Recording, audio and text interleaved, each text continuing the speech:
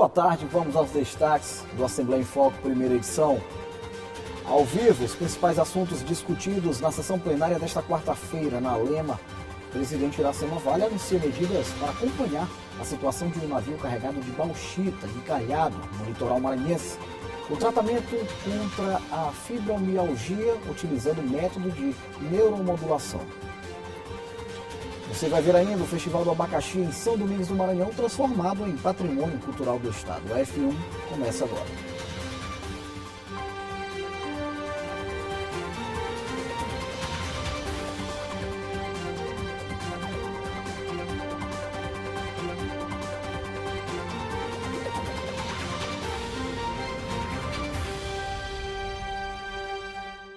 Os parlamentares encerraram agora há pouco a segunda sessão plenária da semana aqui no Parlamento Maranhense. Foram vários assuntos debatidos da tribuna e o repórter Joelson Braga fala com a gente agora ao vivo com as informações. Joelson, boa tarde. Olá, Ronald. Boa tarde a você, boa tarde a todos que nos assistem. É um dia chuvoso aqui na capital maranhense, né? A sessão hoje foi bastante movimentada. Só para você ter uma ideia, teve um momento aqui da sessão que os 42 deputados registraram presença. E aí, com tanta gente, houve também uma variedade de temas tratados aqui na tribuna da Assembleia Legislativa, que vai desde o Carnaval, operação realizada pela Polícia Civil, conflito entre o Hamas e Israel, aumento na tarifa do ICMS, na tarifa também da conta de água, né? Muitos assuntos. Mas eu destaco dois que chamaram mais atenção. O primeiro foi o pronunciamento do deputado Carlos Lula, que anunciou a apresentação de um projeto de lei para enfrentar, né, esse momento que não vive não só o Maranhão, mas todo o país, né, a questão da dengue. Mas o projeto dele é mais amplo e visa o enfrentamento do arbovírus, né, que ele causa as doenças como dengue, chikungunya, zika e também a febre amarela. E o ponto alto da sessão foi um pronunciamento da presidente deputada Iracema Vale, ela mesma da cadeira da presidência, ela presidiu os trabalhos nesta manhã de quarta-feira, anunciou a criação de uma comissão especial de deputados aqui para acompanhar de perto a situação de um navio cargueiro que está encalhado aqui no litoral maranhense, com 22 mil toneladas de bauxita. É um grande risco para o meio ambiente e a deputada, né, anunciou que é uma de suas bandeiras, né, a defesa do meio ambiente, e tem trabalhado justamente sobre esse tema aqui em vários projetos de sua autoria, anunciou a criação dessa comissão, que inclusive já começa a atuar hoje, está prevista uma ação da comissão para fazer um sobrevoo lá no local onde o navio está encalhado. Esse, portanto, foi a movimentação aqui na sessão plenária nesta quarta-feira, aqui na Assembleia Legislativa. E eu volto com você. Perfeito, muito obrigado. Como o Joelson falou, ainda durante a sessão plenária, a presidente Iracema Vale anunciou a instalação de uma comissão especial de meio ambiente para acompanhar de perto a situação de um navio carregado de bauxita que está encalhado no litoral de São Luís. Uma comissão formada pelos deputados estaduais Roberto Costa, Ricardo Seidel, Solange Almeida, Ricardo Rios, Fabiana Vilar e Janaína Ramos vai acompanhar a situação do navio mercante que está encalhado no litoral maranhense com cerca de 22 mil toneladas de bauxita. O incidente preocupa os parlamentares por conta de possíveis danos ambientais provocados pelo vazamento do minério. A presidente do parlamento, deputada Iracema Vale, anunciou a medida tomada em caráter de urgência durante a sessão plenária desta quarta-feira. É com grande compromisso com a preservação do meio ambiente e com a segurança do nosso Estado que eu anuncio aqui agora a criação de uma comissão especial. Uma comissão especial para tratar especificamente desse problema que pode se tornar um grande problema ambiental. No início desta semana, a presidente Iracema e colegas parlamentares se reuniram com a Alumar para tratar sobre o assunto e como a empresa vai administrar o problema sem que haja impactos para o meio ambiente e para a população, especialmente a que sobrevive da pesca. Ao que tudo indica, será este final de semana, pelas condições da maré, que acontecerão no próximo sábado, no próximo domingo, haverá o desencalhe do navio, desobstruindo ali a entrada e saída do porto da Alumar. Diga-se de passagem que o porto, os outros acessos estão livres para carrego e descarrego. No que se diz respeito ao encalhamento desse navio, o presidente fez várias indagações, o prazo para ser retirado, o estado que se encontra hoje esse navio, e a Alumar prontamente informou que o navio hoje se encontra encalhado, mas que se encontra num estado que está, de certa forma, tranquilo, nenhum dano, nenhum problema.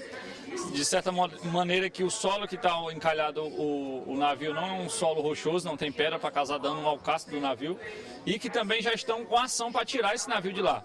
A preocupação da Assembleia Legislativa quanto ao navio que ficou encalhado, né, obviamente há uma preocupação porque ali pode haver algum dano ambiental daquele navio paralisado, mas já há uma força-tarefa por parte da Alumar e da seguradora para fazer o desencalhe nesse final de semana, já numa maré mais alta, que facilita esse desencalhe. O navio está encalhado desde o último sábado nas proximidades do porto da Alumar. Por isso houve a reunião da empresa multinacional com os deputados estaduais. Agora a comissão especial formada pela Assembleia Legislativa vai acompanhar de pertinho o processo de desencalhe, o que está previsto para o próximo final de semana, de acordo com a alta da maré.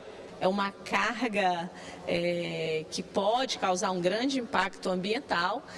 Nós estarmos atentos e acompanhando bem de pertinho. Então, nós montamos uma comissão especial aqui da casa, e na qual eu acompanharei os trabalhos pessoalmente.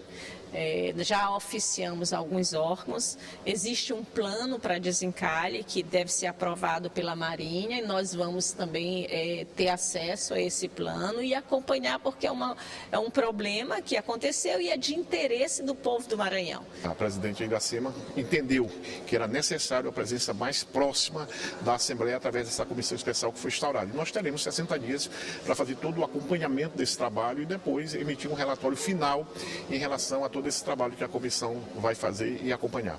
O navio, que tem o nome forte de São Felipe, é de bandeira brasileira. Tem 229 metros e saiu do porto de Juruti, no Pará, com destino ao porto da Alumar, em São Luís. Os motivos do encalhe ainda não foram divulgados. É de fato um assunto muito sério que precisa mesmo da atenção do poder público. Olha, por meio de lei, o Festival do Abacaxi de São Domingos do Maranhão se tornou oficialmente patrimônio cultural do Estado. A iniciativa é de autoria do deputado estadual Rodrigo Lago. A Lei 12.110/2023 foi sancionada pelo governador Carlos Brandão. De autoria do vice-presidente da ALEMA, deputado Rodrigo Lago, a legislação confere o título de Patrimônio Cultural do Estado ao Festival do Abacaxi de São Domingos do Maranhão. O Festival do Abacaxi de São Domingos do Maranhão foi realizado pela primeira vez há quase uma década pela Prefeitura do município em parceria com o governo do estado. O governador Carlos Brandão destacou a importância do evento.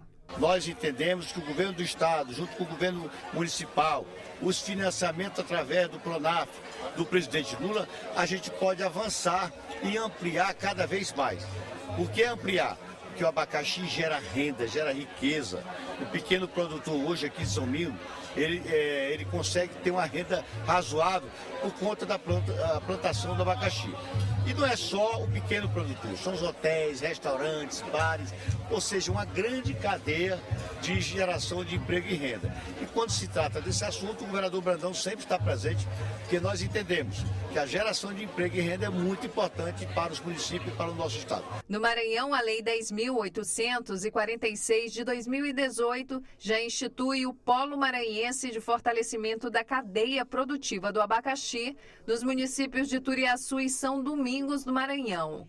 Agora, com a Lei 12.110, o Festival do Abacaxi de São Domingos do Maranhão, realizado em setembro, passa a contar com a proteção legal e constitucional ao ser inserido no calendário oficial de eventos do Estado como patrimônio dos maranhenses.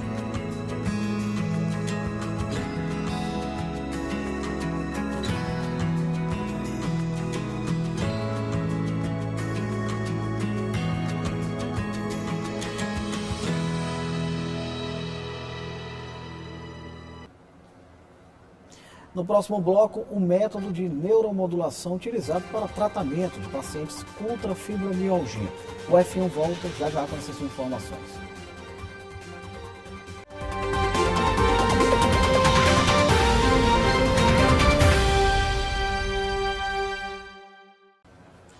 A principal característica da doença conhecida como fibromialgia é a incidência de dores generalizadas nos músculos, tendões e ligamentos. O problema é um grande tormento para muitas pessoas, principalmente para mulheres. No Maranhão, tanto a rede privada quanto a rede pública já oferecem um tratamento diferenciado contra a doença, utilizando um método de neuromodulação. A neurociência e a medicina evoluem e, com elas, as possibilidades de cura para doenças do sistema nervoso relacionadas a desequilíbrios cerebrais. A questão é que, geralmente, são tratamentos caros. O custo alto dificulta o acesso. É o caso da estimulação magnética transcraniana, uma técnica que estimula áreas do cérebro por meio de um campo magnético e é indicada para pacientes que não respondem à terapia medicamentosa. Dor crônica, transtornos do humor resistentes, alucinações auditivas, zumbido e outros quadros que eventualmente têm como indicação oficial a técnica de neuromodulação, a principal delas a estimulação magnética transcraniana. No Brasil, a rede particular oferece o tratamento. A técnica é indolor e dura cerca de 25 minutos. Cada sessão custa em média R$ 700 e são necessárias pelo menos 20 sessões para obter resultados. Um investimento para o paciente de no mínimo R$ 14 mil. É aí que vem a boa notícia.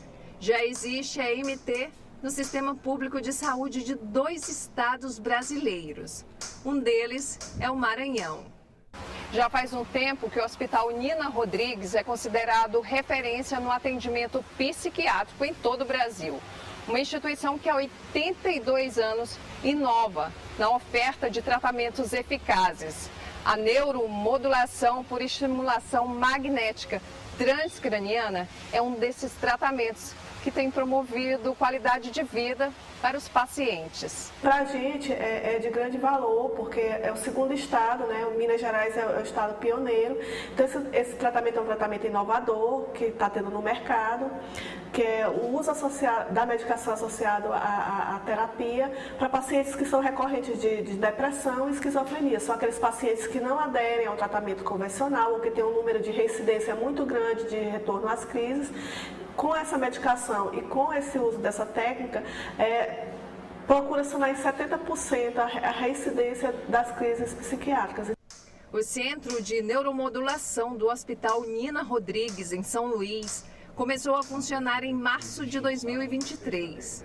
O serviço de estimulação magnética transcraniana faz parte de um programa piloto que em breve será disponibilizado para mais pacientes.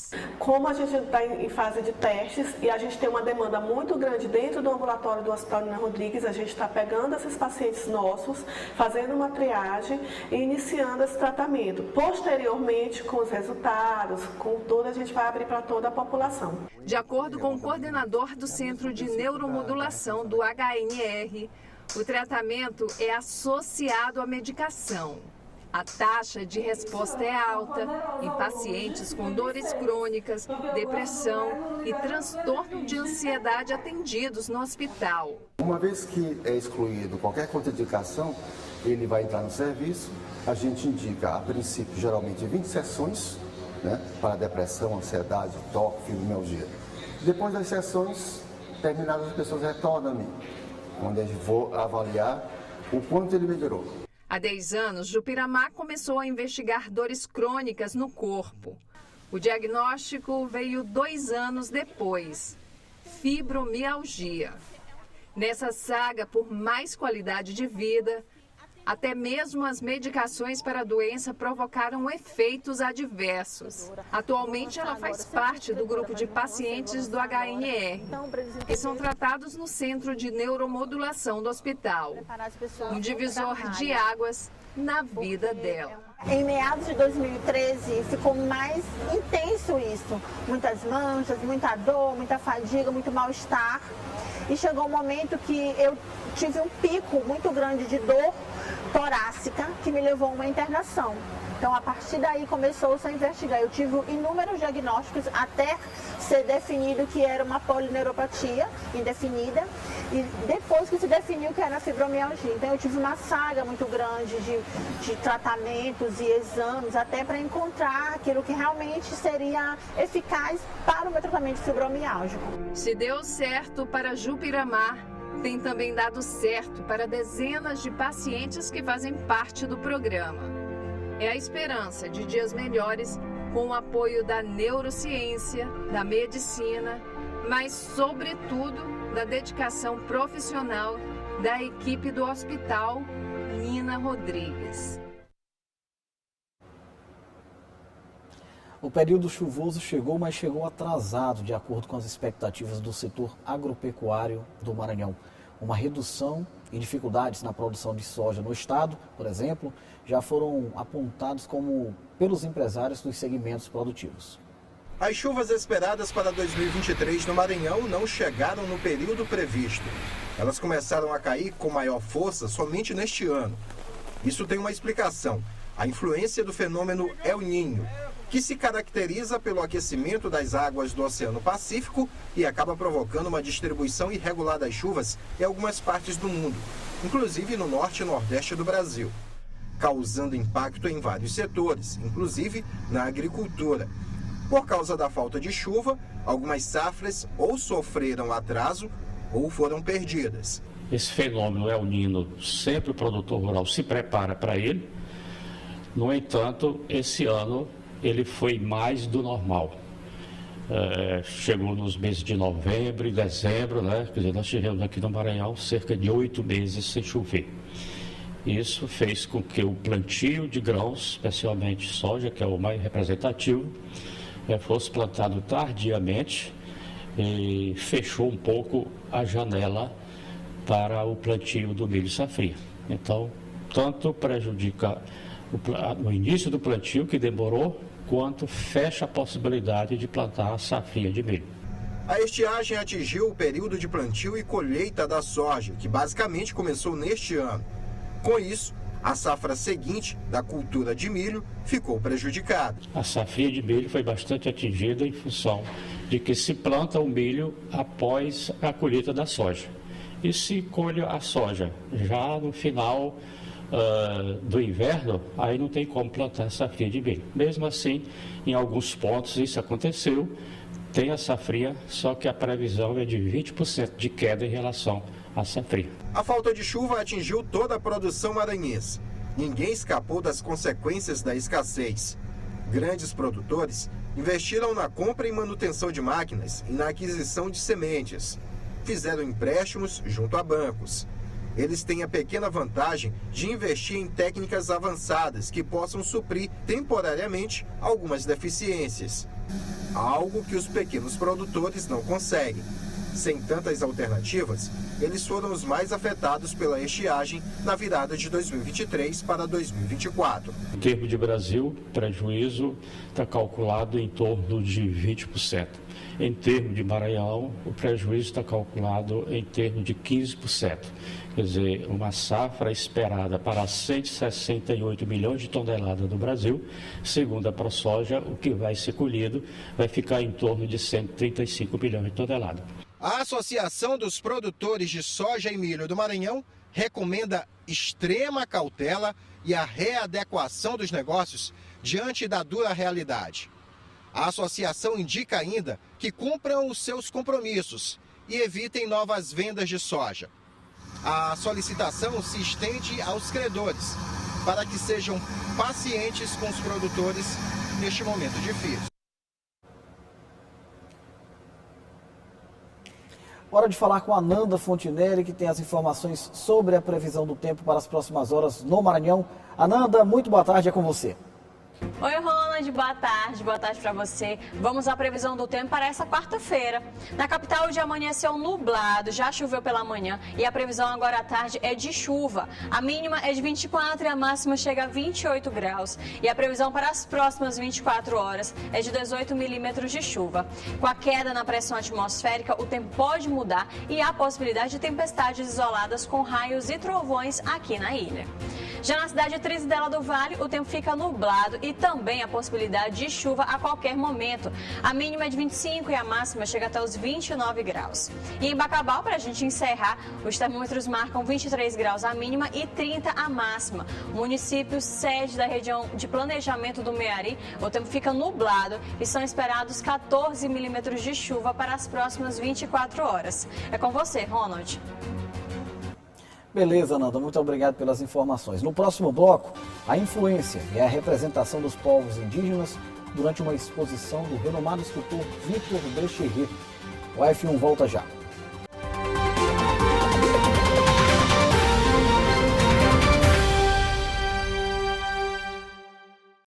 A influência e a representação dos povos indígenas estão à disposição do público de maneira gratuita em São Luís, por meio de uma exposição do renomado escultor Victor Brecheret.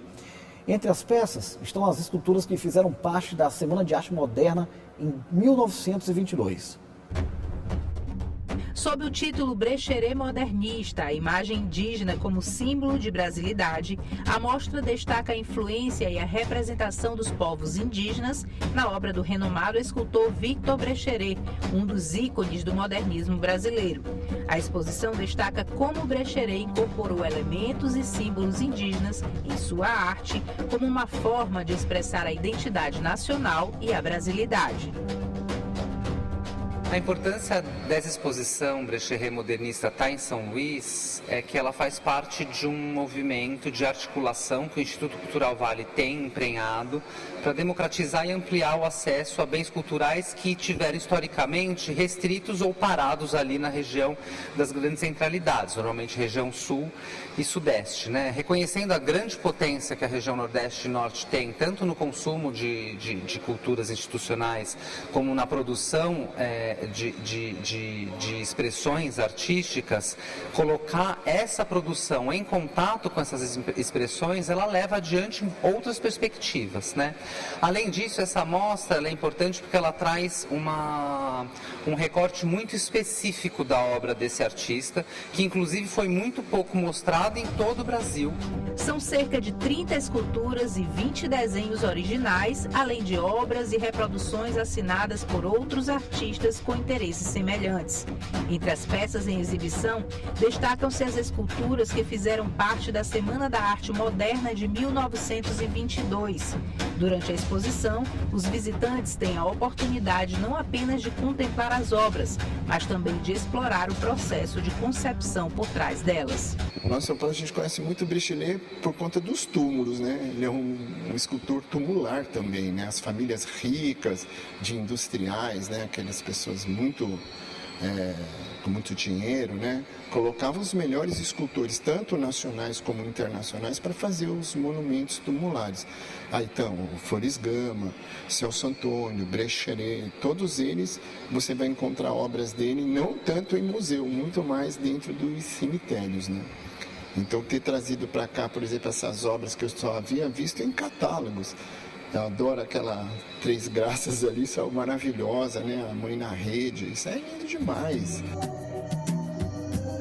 A mostra, apresentada no Centro Cultural Vale, no Centro Histórico de São Luís, é um mergulho na arte brasileira que convida a refletir sobre sua relação com a identidade nacional e a diversidade cultural do país. A exposição é gratuita e fica em cartaz até 27 de abril, de terça a sábado, das 10 da manhã às 7 da noite, proporcionando aos visitantes uma experiência única e enriquecedora, um passeio imperdível.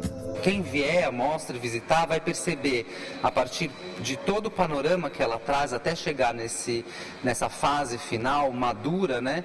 Que o caminho é muito árduo para se achar essa forma e que é uma forma única.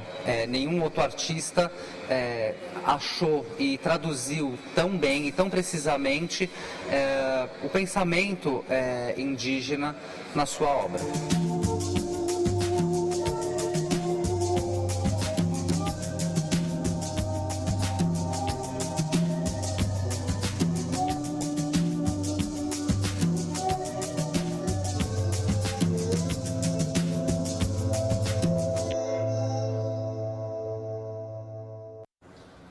A gente encerra por aqui a primeira edição do Assembleia em Foco desta quarta-feira. Ainda na programação da TV Assembleia de hoje, você acompanha a partir das 6 da tarde o Assembleia em Foco, segunda edição. Agradeço o carinho da sua audiência, desejo uma excelente tarde e amanhã a gente se reencontra por aqui.